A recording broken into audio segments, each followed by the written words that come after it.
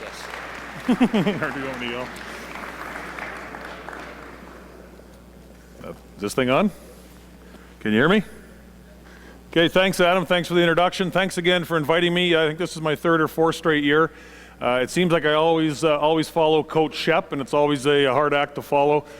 Cam Moskal's coming up, we're going to talk about rules, and usually everybody leaves and it's just Adam and I having a conversation, but thanks for sticking around. Basketball Manitoba and Adam have invited me here to talk about Canada basketball's points of emphasis. There has been a document circulating throughout the basketball community from coast to coast. Probably a lot of you maybe are not aware of it, so that's my job here in the next 30 to 40 minutes to kind of explain what the Canada basketball technical points of emphasis are, what they mean to you as coaches, and what they mean to us as officials as well. So having said that, hope this works. Okay, there we go. So back in May of last summer, Canada Basketball got together with some key stakeholders, including the Canadian Association of Basketball Officials, CIS, and CCAA, and all the PSOs were there as well. And the point of that Congress, or the Basketball Summit, was to look at areas of the game that need significant attention to in order to improve our game both domestically and internationally as well. So this particular Congress came out with some technical points of emphasis. And for some of you that may remember the NCAA rule book or still follow the NCAA down in the States, every year they always publish technical points of emphasis. They're not new rules, so there are no new rules in this presentation today. Okay, they're points of emphasis. And Mike McKay and Renato Pasquale from Canada Basketball went through a lot of video over months and identified key areas of our game nationally that need significant attention to. Okay? And specifically, these points are, they've identified three of them. Number one is traveling, and I'll get into a lot more detail on it in a second. But they've looked at the game of basketball and in our athletes' development, and they've identified traveling as one of the major points of emphasis for this season. The second one is illegal contact. And illegal contact, particularly in the post, and also off-ball contact, they want us to look at. Okay? And thirdly, the third technical points of emphasis is the dialogue between coaches and officials. Canada Basketball and the community, CIS, CCAA, and all the major stakeholders have identified this as an area of attention for officials and coaches this year. Again, I'll just say, no rule has been changed. Okay, so don't say, oh, there's a new rule on traveling. I think the FIBA book, the traveling article has been in there since I started officiating 28 years ago. It hasn't changed. Okay, so there are no rules. The object here obviously is just to be more consistent with the enforcement of the rules coast to coast, okay, with the goal of improving our game both domestically and then for our athletes who travel internationally as well. Okay. So officials and coaches, everybody in the room here today, okay, we are expected to cooperate in making sure that the guidelines described in this document today, in the presentation today, are adhered to, okay? And there's no doubt they recognize, Canada Basketball's recognized there's going to be a period of adjustment and a little bit of learning with this as well too, okay? So let's dig into the point of emphasis number one. It's in regards to the traveling rule, okay? And they've identified some key areas of the traveling rule that needs specific care and attention, okay? Now, again, no new rule has changed. You'll hear me say it 100 times. There's no new rules this year, okay? The officials were being asked just to enforce the rule, okay, and not the method. So you as coaches can teach any method you want, okay? The officials aren't there to judge that. They're not going to do that. They're there to enforce the rule as it's written in Article 25 in the FIBA rule set, okay? Now let me preface the traveling rule by saying how important the feet are, okay? Basketball is played with the feet first of all, okay? All players must learn to move their feet with precision on offense to get open and to attack the basket to score. On defense, we have to use the feet to keep their body in proper position, to defend the basket, defend the ball, deny an offensive player a spot on the floor, deny an offensive player from receiving the ball. So the feet, okay, basketball is played with the feet, and the feet are primary particularly when it's pertaining to the traveling article. If you have a rule book and you look in the rule book, we'll just review the definition of traveling. It's the illegal movement of 1 foot or both feet beyond the limits outlined in this article in any direction while holding a live ball on the playing court. Okay? It's moving the feet illegally. So there's 4 main areas of focus this season. Number 1 is the dribbler's illegal movement of the pivot foot before the ball leaves the dribbler's hand. Okay, and you'll see here in some more examples, that's the biggest area of concern, and we've seen it as officials as well, as the players are moving that pivot foot, lifting the pivot foot before the ball is released out of their hands. Okay, so just as an example, I establish my left foot as my pivot foot. Okay, they go to dribble, okay, and before the ball releases the hand, the pivot foot is lifted. By rule, the ball must leave the dribbler's hand before the pivot foot is lifted. Otherwise, it's a traveling violation. Okay, so we will be looking at the pivot foot quite extensively. The second area of focus for this season is changing the pivot foot to set up for a shot, and this usually occurs on a long shot. Okay, so what we're finding and what we've seen in a lot of video is I get the ball out here, I establish my right foot as my pivot foot, okay, and then sometimes I change my pivot foot, lift it, and put it down again. You see a lot of that illegal movement. Okay, I get the ball here, my left foot's my pivot foot, I come here and I set up. Whether it's to regain your balance or whatever it is, we're seeing the players now lifting that pivot foot before the ball is released. Okay, so second area of concern. The third area of concern we're looking at is the illegal pivot foot movement by post players. Okay, such as on spin moves or changing the pivot foot after a reverse pivot. So I'm a post player, I receive the ball in here, I establish my right foot as my pivot foot. Okay, sometimes on a reverse pivot, I'll pivot this way, and then they lift the pivot foot and make a move to their right this way. So changing their pivot foot. Okay, we've identified that as a major area. And fourthly, players who receive the ball in the run in transition who often fail to release the ball before lifting the pivot foot when starting a dribble. Again, it's moving that pivot foot or lifting it illegally before the ball's left the dribbler's hand. Those are 4 main areas of focus for this year. Now let's drill that down a little bit.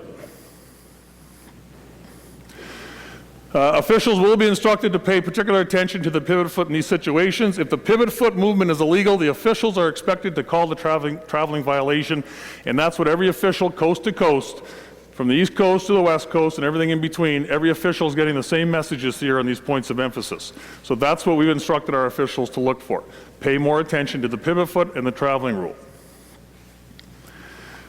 Okay, again, important, to start a dribble, the rule book says the pivot foot may not be lifted before the ball is released from the hands. It's pretty simple.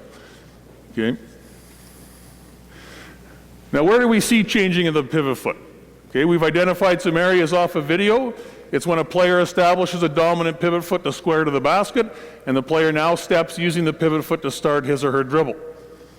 Okay, so that would look something like, so I establish my dominant right foot as my pivot foot, okay, and then I want to make the move to my left side here. I'll lift my pivot foot before the ball is released. Okay, and often this happens very quickly. Okay, athletes are a lot quicker now. They're making quicker moves, so us as officials really have to pay particular attention to that. Okay. Oh. Also, we see changing of the pivot foot when the post player receives the ball and does a back or drop pivot foot, or a drop pivot, and this is immediately followed by a crossover. Okay, so we will be looking at the post player who receives the ball in the low post. Okay, they establish their left foot as their pivot foot. When they square up to the basket, they want to do a crossover now with their pivot foot, and they lift it and put it down before the ball is released. Okay, so I catch it here, establish my left, I want to square to the basket, and then they'll lift their left pivot foot and do that crossover move there. You see a lot of that. Okay, so we will be focusing on that as well. Taking too many steps with the ball after catching the ball. Okay, we see this when a player catches the ball on one pivot foot, squares, and then hops to 2 feet to shoot. And usually it's a small little hop, sometimes to gain balance, but you'll see, catch it, my right foot's my pivot, or I catch it here, my right foot's my pivot foot, I'll take it and take a little hop this way. Okay, I get it here, take a little hop. That's what we're seeing. And you usually see it on longer shots. Again, looking at the pivot foot, does the pivot foot move before the ball is released? Okay, we also see it when receiving the ball in transition. The player catches the ball with the left foot, steps to the right foot, and does not put the ball down until the left foot touches the floor a second time. Again, lifting that pivot foot before the ball is released from the hand. That's key here. Okay? Moving or lifting the pivot foot before starting a dribble. Okay, we talked about it. You'll see that in a crossover step. Okay, so they'll establish a dominant pivot foot, and the player does a little, either lifts the pivot foot or does a little split foot hop before starting the dribble in that crossover. Right, so I have my left foot here, I want to do a crossover step, again, I'll lift it and come this way, traveling. Okay? We also see it on just a simple straight drive as well. Okay, where the player drives with a jab foot side, so you'll often see often a long step with a jab foot, and this foot here is either dragged or lifted before the ball is released from the hand. Okay? And when we're looking at the post, you'll often see it as mentioned before. They mention here a strong arm bar. So usually a defender in the post, we're allowed to put our hand here to protect ourselves, okay? Often referred to as an arm bar. Everybody's talking about this arm bar. It's not in the book, or it's not in the rule book referred to as an arm bar, but everybody I think can associate with that particular term. So a defender in the post has an arm bar here to protect themselves. It's not extended, or it's not holding or pushing or guiding the offensive player. It's here to protect yourself. We're allowing that arm bar, by the way, okay? Our interpretation is the arm bar is there within a player's cylinder. You're there to protect yourself. If we didn't allow a defender to have that arm bar on a post-up player with their back to the basket, okay, that offensive player can outmuscle that defender, and they're basically put at a disadvantage. So we're allowing one arm here to protect yourself only. Anytime it's extended or held onto a player, then it's a foul. Okay, so the arm bar is here. I have an offensive player in front of me here. The offensive player catches the ball. Okay, you got a strong arm bar on the back here. So sometimes you'll get a hop. You'll get a hop to go this way or something like that. Okay, so look at the pivot foot when we're looking at the post.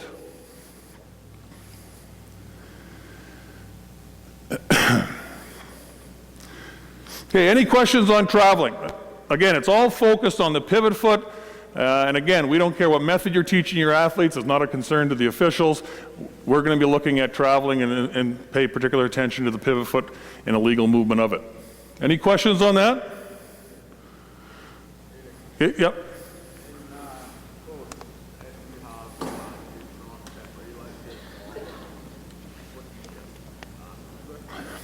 Okay, the question is, in the post, if I use a drop step, so I get it here, my right foot's my pivot foot.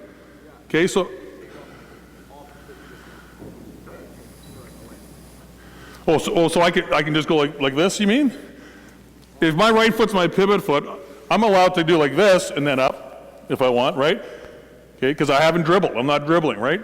I can't put that pivot foot back down on the floor, so I catch it here, and if I go like this and then lay it up, that's fine, right? You got it? Yeah.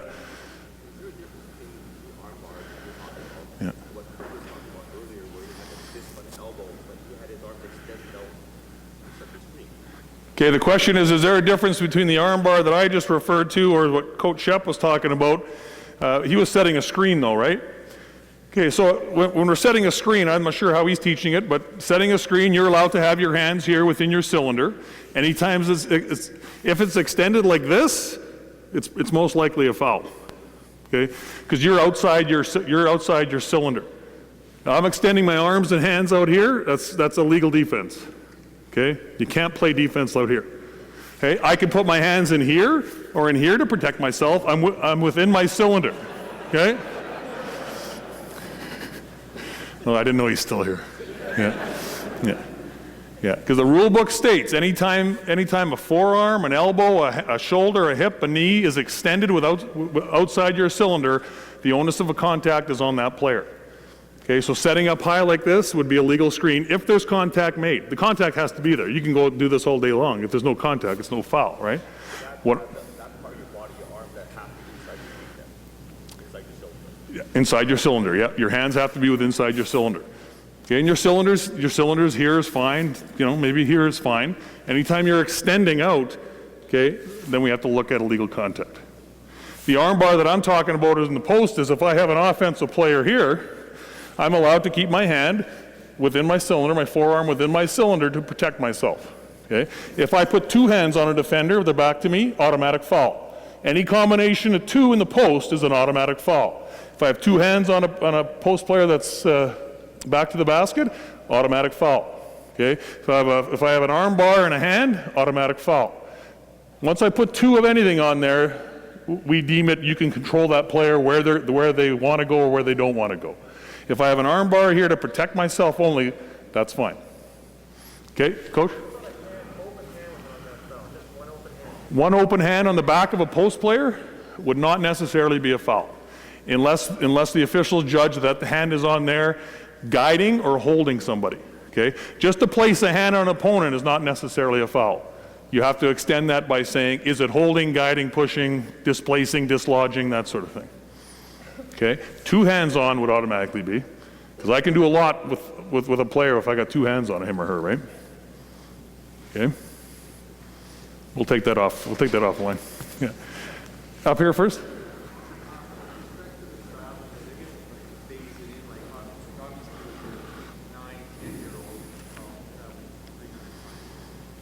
Yeah.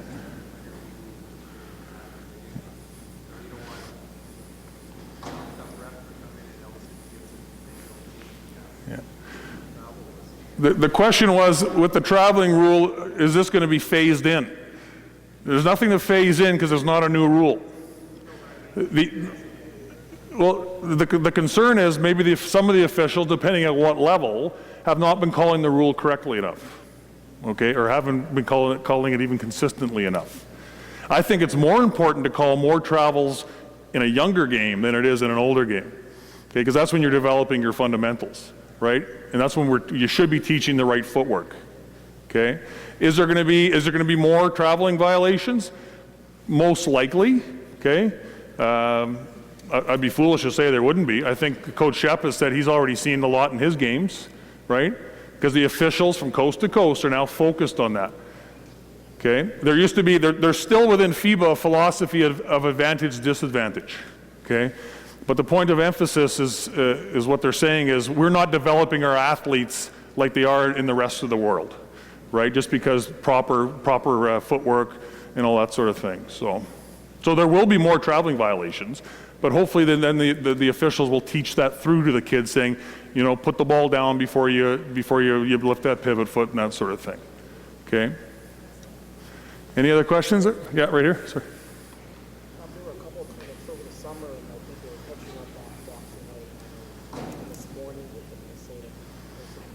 Yeah.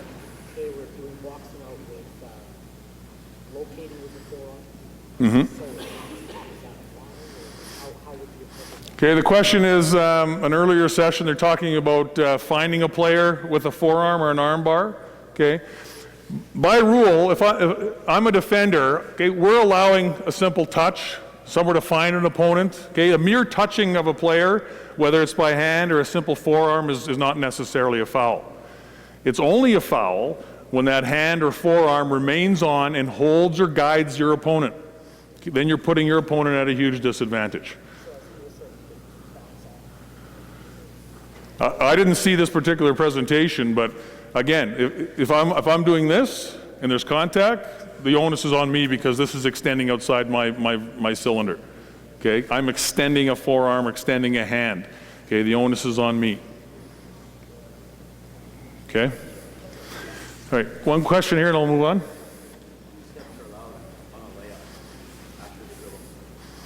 How many steps are allowed after? You're allowed one step. Okay? If I'm doing a layup and I'm dribbling, okay, I'm dribbling. If I pick the ball up here, okay, my left foot's my pivot foot, I'm allowed to step, lift my pivot foot, but this pivot foot cannot go back down until I release the ball on a shot or a pass. So basically, it's only one step. Can it be a 2-foot jump? Well, you can go from 1 to 2. Okay, while I'm moving, if I go like this to 2 while I'm moving, okay, that's fine. Neither foot can be the pivot foot. Okay? Okay, let's move on here. Good questions. So that's traveling. Let's look at point of emphasis number 2. It's illegal physical contact. Again, no new rules. The rules haven't changed. It's a focus and emphasis on enforcing them within the spirit and intent of the rules. Okay? 3 areas of illegal contact. Illegal bumping of a cutter, excess contact in the post, and illegal contact on dribblers that force dribblers off their intended path. Okay?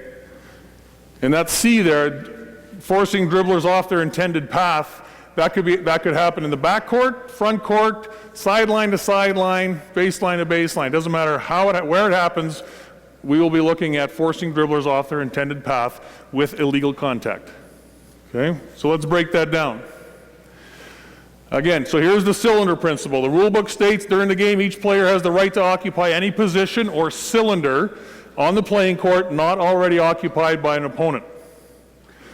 Okay, so visually here, that could be your cylinder. Okay, is the cylinder straight up in the air? No, that's not reasonable.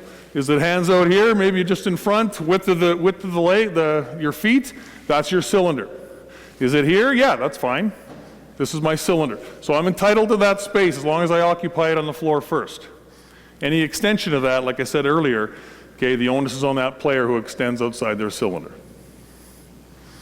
So, we will be looking at smashing or holding the cutter. Okay? Not that we haven't looked at it before, but pay particular attention to it now. So when the offensive player cuts, the defender has not moved the feet to gain legal guarding position and uses the forearm, which is outside his or her cylinder, to push the cutter off the direct line of the cut. 9 times out of 10, you see it in the middle of the paint. Okay, if I'm playing middle of a zone or something like that, you'll see an offside cutter usually come through, and somebody's making contact with a forearm, illegal contact with a forearm, bumping the cutter or smashing the cutter. Okay, so our officials are instructed to be very aware of what's happening off the ball, okay, especially in a 2-person system. Okay, so anytime you're going to dislodge, move, hold, or bump a cutter, okay, expect the illegal contact foul to be called. We also see it bumping a player driving to the basket. Okay, offensive player drives to the basket, the defender puts his or her inside forearm on the dribbler and rides the player off the direct line to the basket. So the illustration here is you see this quite a bit. Okay, defender gets beat, this forearm comes in, it's tucked low. Okay, good players will do that. Okay, but what you're doing there is you're extending your forearm and now you're holding the dribbler and moving them off their intended path. Illegal contact. Okay. We also see illegal physical contact, and the big area of concern is off ball, but it's also on the ball screens as well. And Coach Shep was just talking about ball screens, so I could have had a million fouls in that particular demonstration. No, just kidding. Okay, but defending ball screens, we're going to see a number of illegal contact fouls when the defender of the dribbler rides or pushes the dribbler away from the screen. Okay, so the defender of the dribbler, offensive player in front of me, pushes the dribbler away from the screen. So if the screen is coming up here, oftentimes it's going to be a forearm moving that defender, stepping out that way. It could also be with a leg or a knee or a hip or something like that, or a shoulder. Okay. We also see when the defender of the screener pushes the screener out of position. Okay, so I'm a defender on the ball here. I have an offensive player coming to set a screen on me. My teammate, the defender of the screener, will sometimes move that screener so they don't effectively set up a proper screen. Okay? So again, bumping, pushing, holding, dislodging the screener. And the defender of the screener appears late and bumps the ball handler with a forearm. So the defender on the screener, okay, doesn't move as quickly with their feet. Dribbler comes around, okay, and often will bump that player just to kind of delay or move them off their path. So that's what we're seeing. We're seeing Mike and Renato from Canada Basketball looked at a lot of video on this, okay, and that's what they've seen. Any questions on that? Okay, let's move on to the point of emphasis number 3, coach-official dialogue. Oh, question, sorry.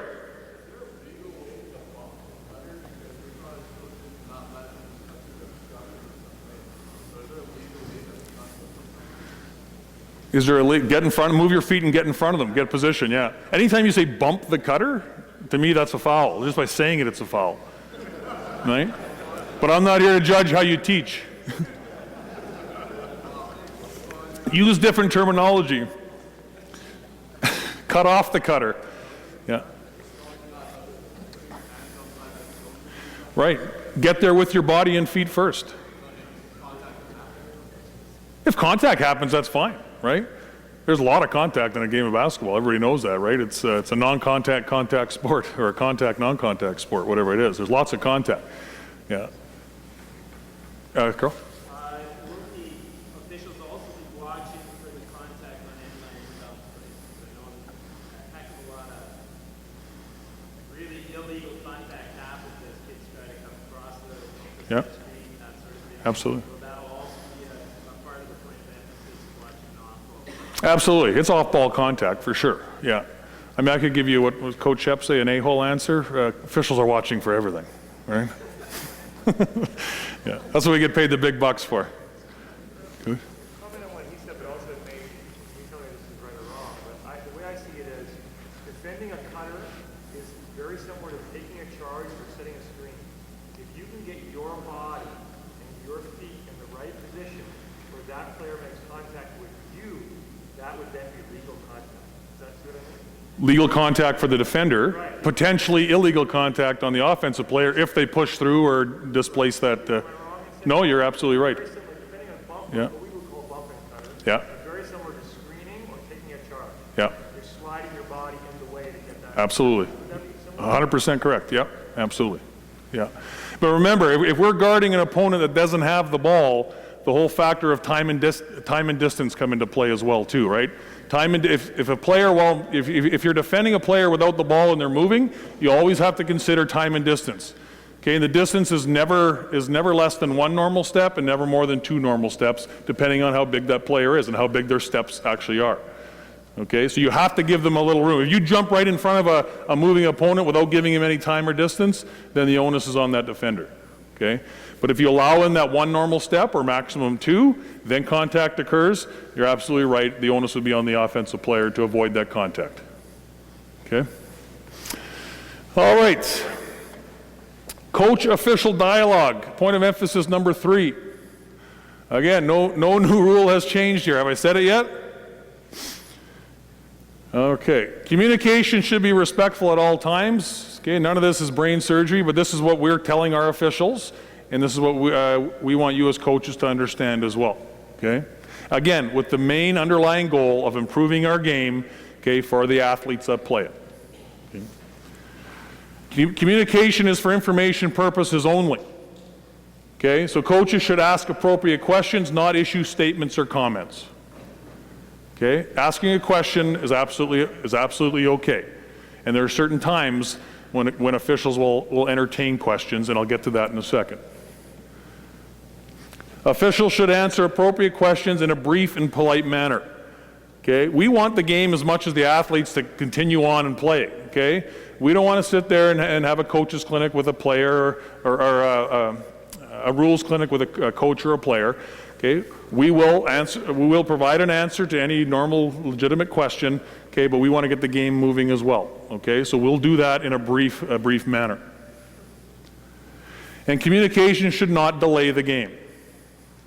Okay, so we're not going to get into a long dialogue explaining a rule or a decision. Okay, it's going to be brief, and then we're not going to delay the game. So breaking that down, no dialogue during live ball situations, including when free throw activity has begun. So is there a question up there? No, okay. Okay, so our officials are instructed to hold off on any dialogue with coaches during live ball situations. Okay. When do we have time for communication with coaches? When the ball is dead and the clock is stopped. Okay, the only time that wouldn't be the case is in the last 2 minutes of the fourth period or any extra period. Okay, when a team is scored upon. Okay, so the ball's dead, clock is stopped, that's fine. After the 50-second signal of a timeout, timeouts last 1 minute in FIBA. Okay, we have a horn at 50 seconds. If a coach has a legitimate question to ask, okay, the officials are instructed not to get into that dialogue until after the timeout. Right. And the last 3 minutes of halftime interval. Okay, so at the end of a half, a coach has a question for the official. The officials are instructed to say, Coach, let's go to the change room, talk to your players. I got to talk to my partners. I'll come and talk and address your question 3 minutes to go in the halftime interval. Okay? And we're also instructing our officials, some of them have been doing it for many years, when this happens and a coach has a question, okay, most likely the officials will call the other coach, okay, so they can get in on the conversation as well. Okay? Because if the coach has a legitimate question, okay, it's only fair to bring the other coach in from the other side to say, listen, here's a question. It's important that both of you hear the answer at the same time. Okay, so expect that, if it's not already happened to you. So when the communication occurs, appropriate comments can be made, but there should be no expectation on the coach's part of the official to turn his or her attention to the coach. Okay? Good officials can have a conversation or a dialogue with a coach with their back to the coach. Okay, so don't expect the referee to come over here and, oh, Coach Shep, what did you have, sort of thing. Oftentimes, I can be standing here watching the game or and just offer a brief comment to the coach with my back to the intent is not to disrespect the coach. I have a job to do, and that's to look at the 10 players on the court. But I can, answer a question briefly, even during live play, if you ask a quick question or something like that. Okay? So I can do that. Don't expect the referee to come over every time you have a question, because we have a job to do. We want to get the game going as well. During a clock stoppage, the coach can communicate with the official to ask questions that can help you coach your team. Cam, come here for a second. I got a question. Okay, do we shoot on 5 or 6? Is it a rule question? Where do we get the ball after that unsportsmanlike foul? Stuff like that. The last travel that you called there, what did my player do with the pivot foot? Did he lift it? Yes, he did. Okay, great. Conversation's done. Something like that, okay? Rhetorical questions are not considered questions and will not be answered by the officials. Questions that are really statements are not considered appropriate. Okay? Wasn't that a travel? Formed in a question, okay, but it's disguised, it's actually a statement. Okay? During foul shots, the coach can talk to an official, but the official shall not come over to stand beside the coach and give eye contact. Okay, so just what I said. Oftentimes, we'll be right in front of the coach. They have a brief question, appropriate question, we can answer it without turning and talking to the coach. Question?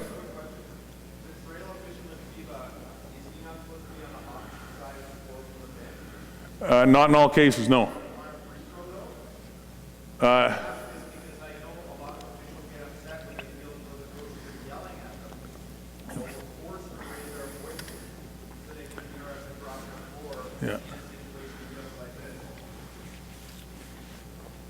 Yeah, but then there's appropriate times then too. Yeah, like if we come over and it's an appropriate question, we're going to give you a brief answer as much as we can. If it can wait, I mean, oftentimes if it's something to do with the scorer's table, the scorebook, go to the scorer's table. They'll inform the official to come over and deal with that particular problem. Okay. But if it's a question about a rule, I would hold off in that particular situation until the first kind of dead ball where we can actually be closer to each other. Okay. Yeah.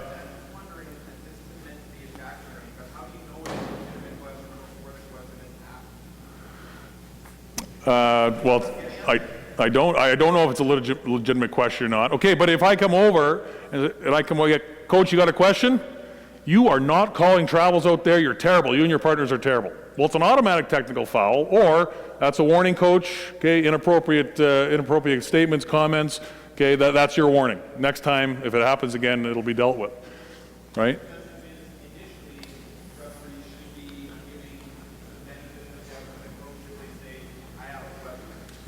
Yeah, that's a fair statement, absolutely, yeah, yeah. But if you can hold off for some appropriate time during a dead ball, that keeps the game flowing, keeps the athletes playing the game, right?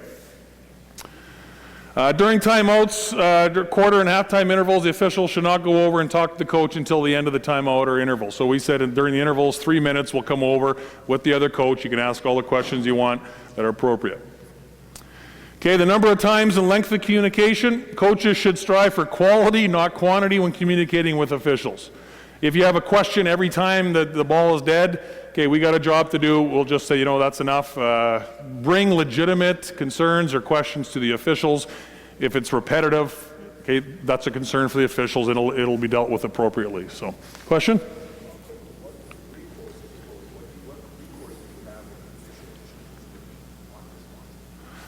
The question is, what choice do you have, or what recourse do you have if an official chooses to be unresponsive? It's a good question. maybe try to, I mean, if there's 2 officials, obviously 3 officials, go to one of their partners and see.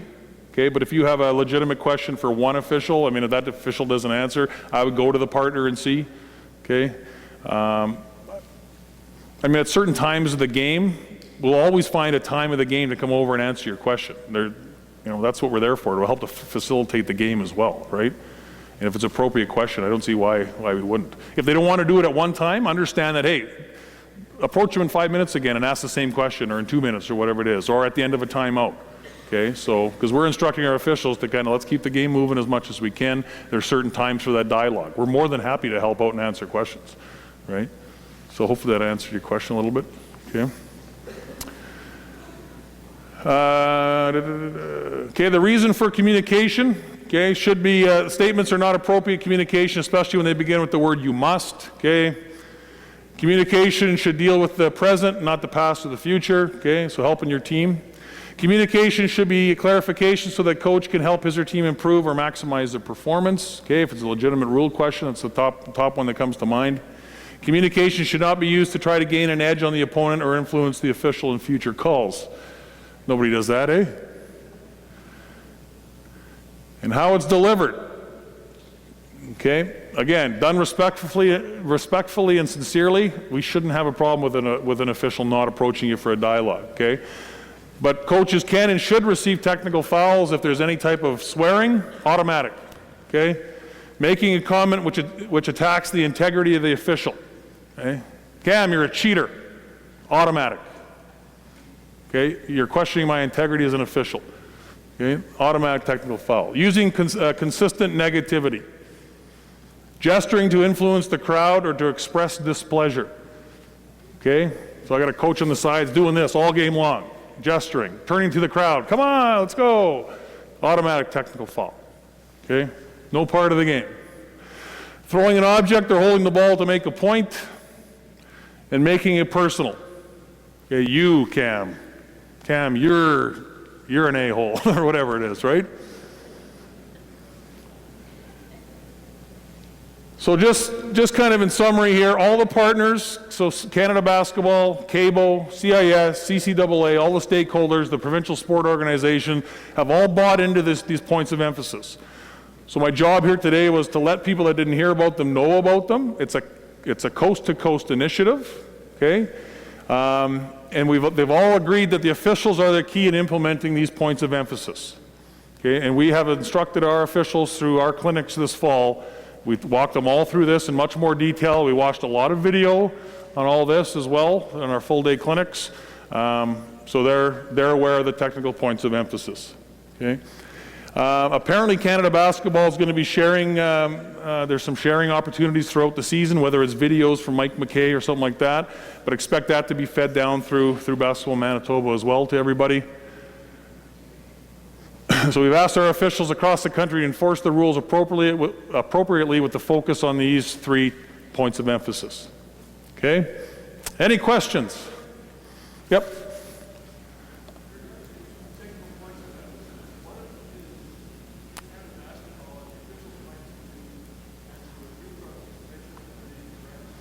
Well, I just kind of alluded to that. There are some steps, pardon me?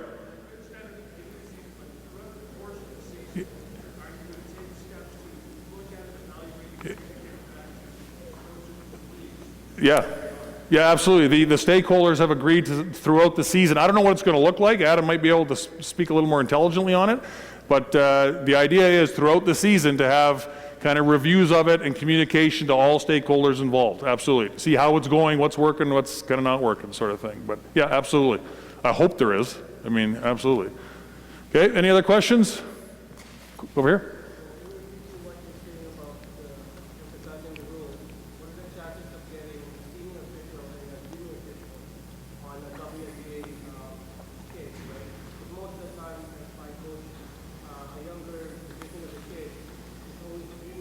Mm-hmm. When you turn it on a competition with them, but you come across as you're telling them what to do, right? Yeah. I expressed my concerns about this already last year. So what are the chances of that happening this year, having a senior official that you can actually talk to, rather than having like two juniors that, doesn't want to have a competition with your professional? So the question is a junior official and a senior official for kind of our more experience versus less experience, maybe a better term. There's a lot of issues involved with assigning officials in this province, and we don't have a ton of officials, and especially at the Winnipeg Minor League. Reed Kenyon and Neil Godford assign that, and oftentimes they're just struggling to get 2 officials to a game. Okay. I think their philosophy is always to have a senior official in a game with a junior official, right? If that's the case, then yeah, you would approach the more experienced official to have that dialogue potentially, right? But yeah, there's no answer to that particular question, right? It's just tough. I mean, if you all sign up for officiating next year, that'd be great, but we're challenged, right? So, because there's so many games and they're all played on Saturdays and Sundays, and this, whether it's senior men's, senior women's, university, college, it's all Friday, Saturday, Sunday, and we only have 175 officials in the province, so yeah, it's tough. So, any other questions? Okay, we're all good. Thank you very much for your attention. Have a great season, coaches, and we'll see you out there on the floor. Thanks, Adam.